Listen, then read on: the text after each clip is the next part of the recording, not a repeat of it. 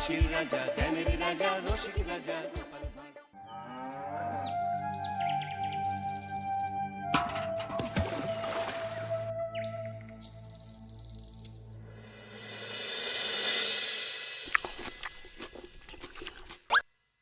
কি জল নেই? জল শেষ হয়ে গেল নাকি? এই জানো তো, গ্রামের সব জলাশয়ের জলস্তর না নেমে গেছে, পুকুরও শুকিয়ে গেছে, কুয়োতে জল অনেক নিচে চলে গেছে। কি যে হবে কে জানে। এই বছর তো বৃষ্টি হয়েছে কম, তার উপর মানুষজন জল ব্যবহারের চেয়ে নষ্ট করে বেশি। দেখি মহারাজকে বলতে হবে।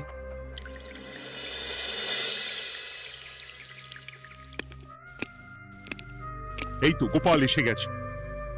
শুনেছো, রাজ্যের সকল জলাশয়ে শুধু শুনিনি, চাক্ষুষ দেখেছি, আর এর কারণ ও তার সমাধানও ভেবে এসেছি মহারাজ। তুমি কি বলতে চাইছো সেটা বলো না খোলসা করে। মহারাজ, আসন্ন দিনে জলাভাব মেটানোর একটাই উপায়, তা হলো প্রজাদের উপর কর চাপানো। মহারাজ, আমার ঠাকুরদা বলতেন, যা মেলে মূল্য বিনে তার মূল্য কে আর জানে।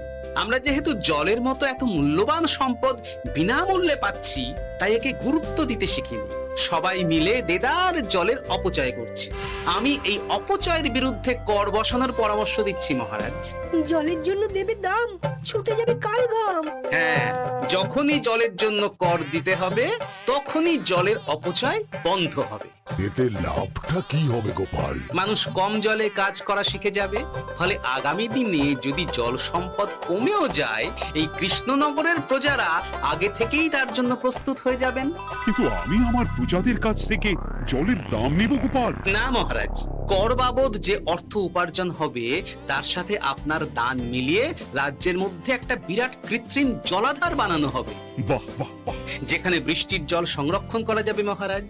এতে সারা বছর ধরে আর কোনো জলের অভাব থাকবে না মহারাজ। গোপালের প্রস্তাব বড় ভালো লেগেছে। আগামী দিনে ইতিহাসে এই কর্মযজ্ঞের কথা লেখা থাকবে বলেই আমার বিশ্বাস। আর তাই আমি গোপালকে এই মুহূর্তে 50টি স্বর্ণমোহর উপহার দেব বলে ঘোষণা করছি। সাধু সাধু সাধু।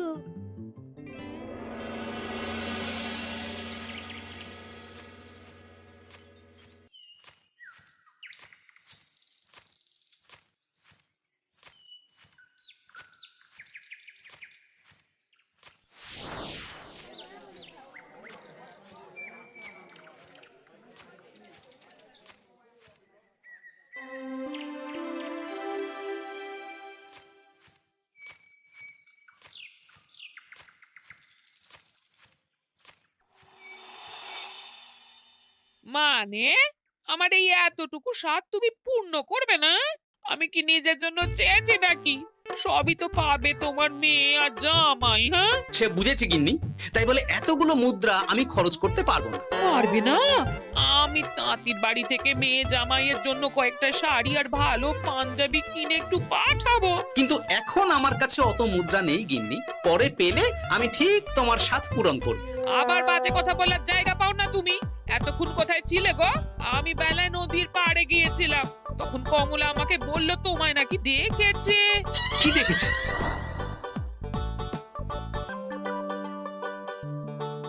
কোথায় গেল? এত বড় মুদ্রার থলে কি হাওয়াতে উবে গেল নাকি? এই রে, এ তো মহা ঝামেলা।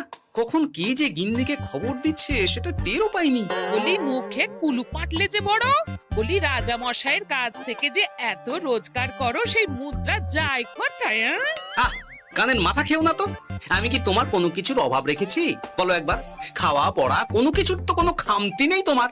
মানছি রাখোনি, কিন্তু তাই বলে আমিও তোমার স্ত্রী, তোমার গিন্নি গো, গিন্নি, তাই না?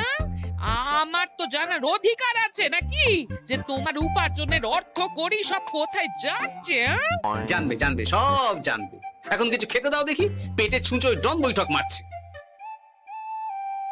না, এরপর থেকে আর মহারাজের কাছে উপহার পেলে ওইভাবে খোলা হাটের মধ্যে দিয়ে আসা যাওয়া করা যাবে না।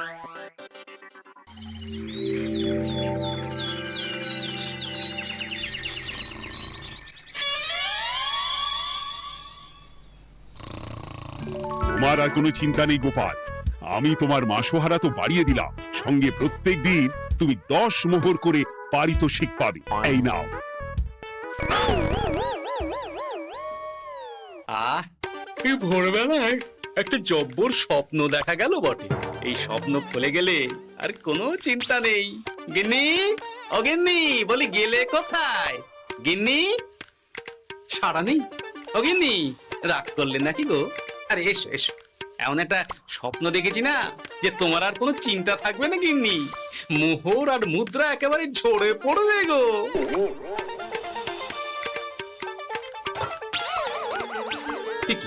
এইসব ফলাহার সাজিয়ে রেখে গেল কোথায় গিন্নি? নিজের বাপের বাড়িতে তো যাবে না, কেউ নেই সেখানে। মেয়ের বাড়ি গেল নাকি? না, মেয়ের বাড়িতে তো গিন্নি যায় না। তাহলে না না, খালি পেটে এত ভাবতে পারছি না। আগে মুখ হাত ধুয়ে এসে কিছু খেয়ে নি, তারপর দেখি গিন্নি কোথায় গেল। না, গিন্নিকে তো কোথাও দেখলাম না। গেল কোথায়? যাকে আগে রাজবাড়িতে তো যাই, ফেরার সময় না হয় আবার খোঁজ নেব, ততক্ষণে ফিরেও আসতে পারে।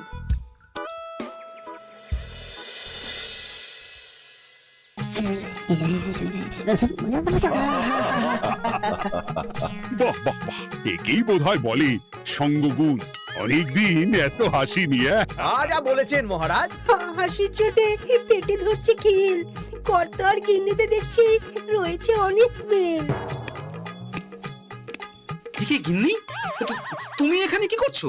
একই গোপাল, তুমি রাজসভায় এলে যে বড়। তুমি নাকি রাজসভার কাজ থেকে অবসর নিতে চেয়েছো? হ্যাঁ, এই কথা কে বললো মহারাজ? এই তো উনি বললেন।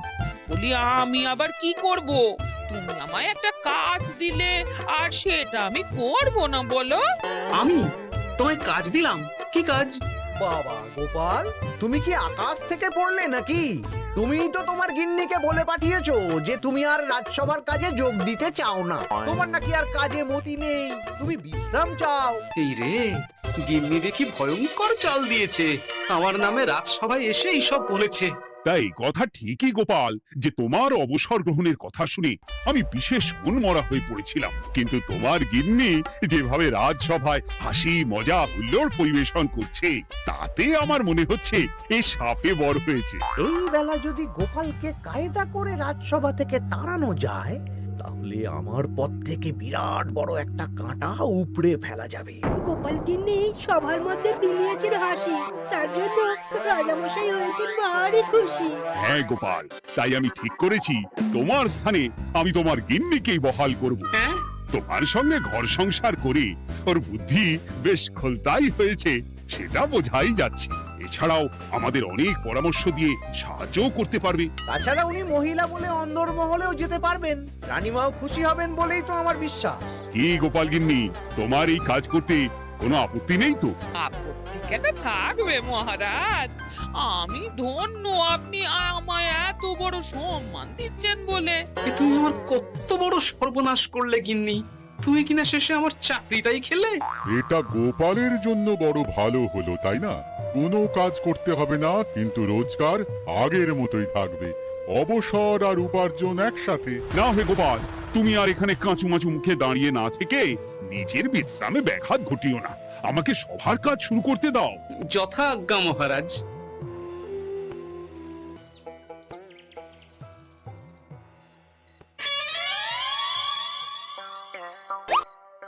মানে মহারাজ সমস্যার সমাধান করতে দিয়েছেন তোমাকে, আর তার উত্তর দেব আমি? কেন তুমি আমার চাকরি খাবে আর তোমার সেই চাকরি রাখার দায় নেব আমি? হ্যাঁ হ্যাঁ নেবে। মানে কাল রাজসভায় মহারাজের সমস্যার সমাধান করব, সেই মতো কথা দিয়ে এসেছি। হ্যাঁ, আগাম 10টা মুদ্রাও বাগিয়ে এনেছি। তার থেকে তোমায় একটা মুদ্রা দিলাম। এখন মানে মানে আমাকে উত্তর বলে দেবে, না হলে আমি কেন দেব? আমি পাবো একটা মুদ্রা, আর তুমি আমার কাছে উত্তর জেনে নিয়ে সেটাই বলে পাবে 9 মুদ্রা। কিছুতেই না। বলবে না? না। তাহলে ভালো করে শুনে রাখো, আজ থেকে ঘরের উনুনে হাঁড়ি চড়বে না। চাকরি তো খুইয়েইছো, এবার না খেয়ে প্রাণটা খোয়ানোর জন্য তৈরি হয়ে যাও। হ্যাঁ। ওরে বাবা, এমন কথা কেন বলছো গিন্নি? তুমি তো জানো যে খিদে একদম সহ্য করতে পারি না। এখন যদি তুমি এইসব বলো, তাহলে আমার রক্ষে নেই গো। বেশ, তাহলে আমি যা জানতে চাইছি শ্বশুর শ্বশুর করে বলে ফেলো দেখি। এ আমি কি শাঁখের করাতে পড়লাম রে বাবা। ঠাকুর, এত দুর্ভোগ লেখা ছিল ঘরে বাইরে সব জায়গায় এত হেনস্থা যে সহ্য করা যায় না ঠাকুর। একেই তো বলে গো গিন্নি, মেঘ না চাইতেই জল। এতদিন কতভাবে চেষ্টা করেছি গোপালকে রাজসভা থেকে তাড়াবার, আর গোপাল নিজেই কিনা রাজসভা থেকে পালিয়ে গেল। কি সব বলছো? তোমার শরীর ঠিক আছে তো? শরীর মন সব ঠিক আছে, তবে গোপালের বদলে কাকে বহাল করা হয়েছে শুনলে তোমার মাথা ঘুরে যাবে। কাকে? গোপাল গিন্নিকে। আমার কিন্তু বিষয়টা খুব একটা সরল ঠেকছে না গো। গোপাল ভাঁড়ের বুদ্ধি তো আর যে সে বুদ্ধি নয়। উনি যাই করেন খুব ভেবে চিন্তে করেন, এর পেছনে আবার কোনো মতলব নেই তো। এটা তুমি মন্দ বলনি গিন্নি। গোপালকে নিয়ে সত্যিই কোনো বিশ্বাস নেই। ও কখন কি ঘোট পাকাচ্ছে বলা যায় না। আমাকেও সাবধানে থাকতে হবে। দেখতে হবে যে গোপাল আসলে কি চাল চালতে চাইছে।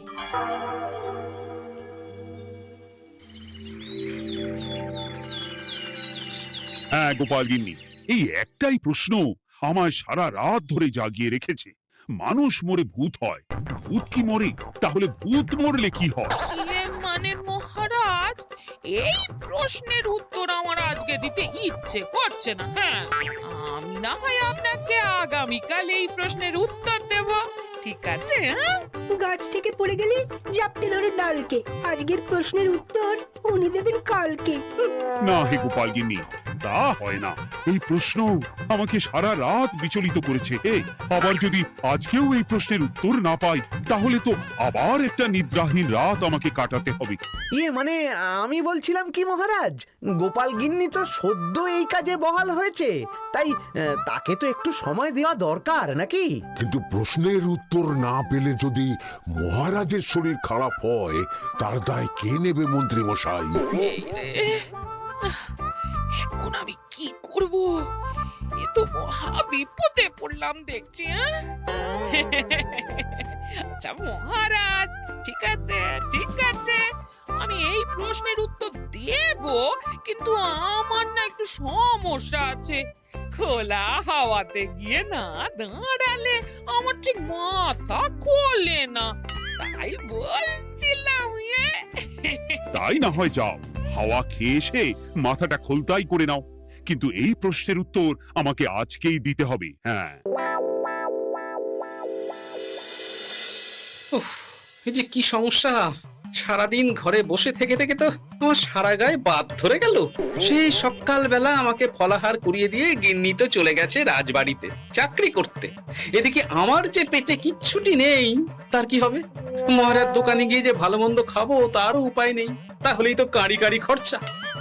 না, একবার দেখি তো উনুন ধরিয়ে অন্তত ভাতটা চাপাতে পারি কিনা, তাহলে গিন্নির ওই হাঁড়ি না চড়ার হুমকির হাত থেকে অন্তত বাঁচা যাবে।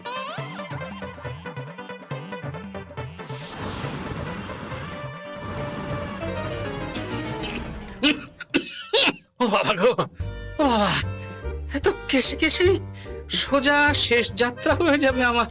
না, এর চেয়ে না খেয়ে মরাও ঢের ভালো। দেখি তুমি বাড়িতে কেন? এত হাঁপাচ্ছ কেন? সাড়ে তাড়া করেছে নাকি? আরে না গো, মানুষ মরে ভূত হয়, ভূত কি মরে?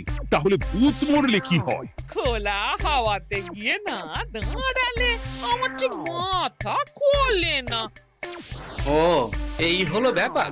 বেশ, এর উত্তর তোমায় আমি বলে দিচ্ছি।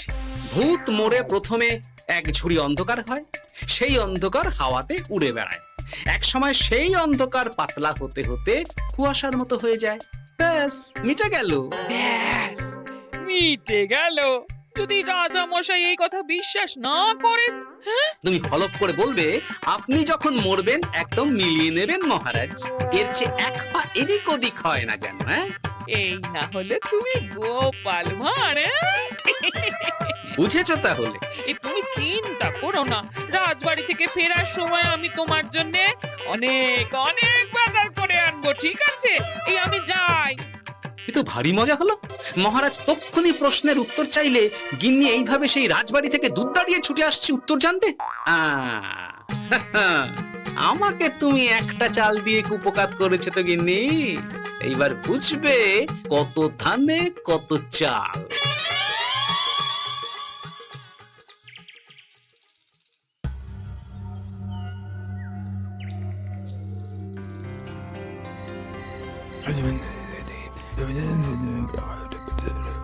বুঝেছিস তো তোর কাজটা? খুব বুঝেছি গোপাল দাদা। নেই, এবার লেগে পড় দেখি।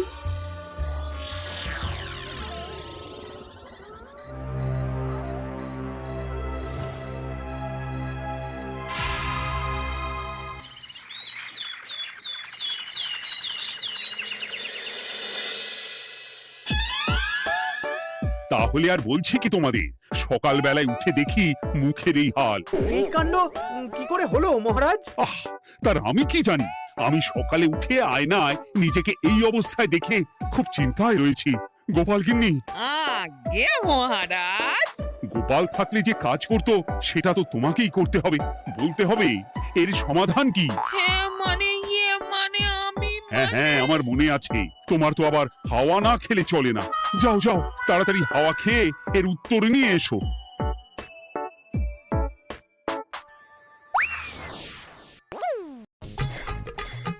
এই জন্য তুমি এত দূর ছুটে এলে গিন্নি? মহারাজকে বলবে যে তিনি যেন আজ রাতে চাদরটা মুখে ভালো করে মুড়িয়ে ঘুমোন, তাহলেই মিটে যাবে। এই রং চলে যাবে আর নতুন করে কিছু হবেও না। ও মা, বলি এত সোজা সমাধান? হ্যাঁ? তা নয় তো কি?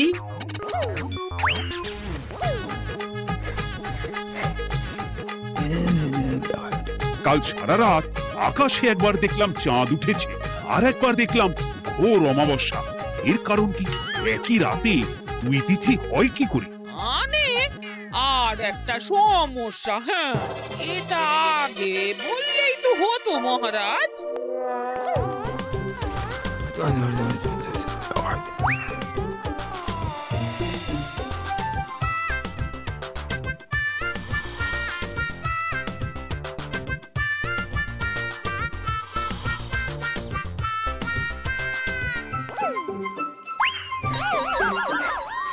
এ কি, তুমি হাওয়া খেতে গিয়ে এইভাবে খাবি খাচ্ছ কেন গোপাল গিন্নি?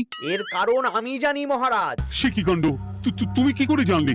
গোপাল গিন্নি মোটেও হাওয়া খেতে যায়নি মহারাজ, সে গেছিল নিজের বাড়িতে গোপালের কাছে আপনার বলা প্রশ্নের উত্তর জেনে আসতে।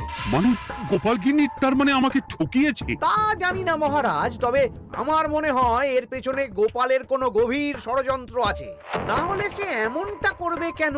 আর এক রাতেই আপনার সাথে এতগুলো অদ্ভুত ঘটনা পর পর ঘটবে কেন? বটে, এক্ষুনি গোপালকে ডেকে আনো।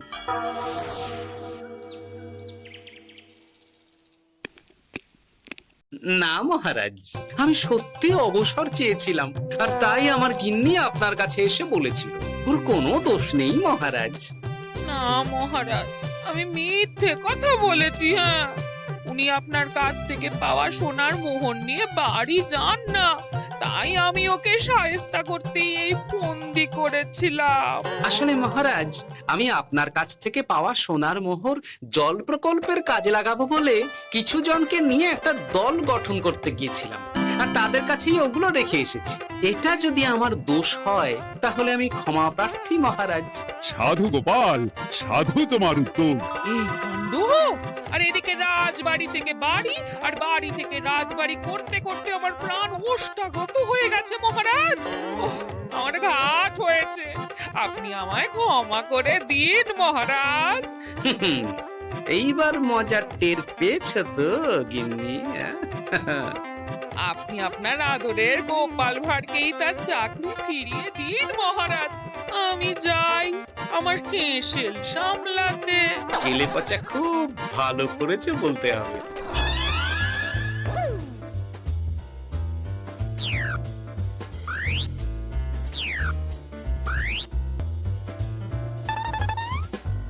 তবে মহারাজ, অমাবস্যা পূর্ণিমা সব আমার বুদ্ধিতেই কেলেপচা করেছিল। আপনার ওই মুখের রং, ওটি একটি বিশেষ রং যার আয়ু একদিন, তাই ওটা এমনিই মিলিয়ে গেছে। হ্যাঁ, সেই বরং ভালো। তুমি তোমার গিন্নিকে নিস্তার দাও গোপাল, তাছাড়া আমিও আমার গোপালকে ছেড়ে আর থাকতে পারছি না। যথা আজ্ঞা মহারাজ। আমারও যে আর এই অবসর ভালো লাগছে না মহারাজ। গোপাল ছাড়া রাজসভা যে লাগে ফাঁকা ফাঁকা, তাই তো আবার চাকরিতে তাকে বহাল রাখা। হাসির রাজা জ্ঞানের রাজা রসিক রাজা গোপাল ভাঁড়।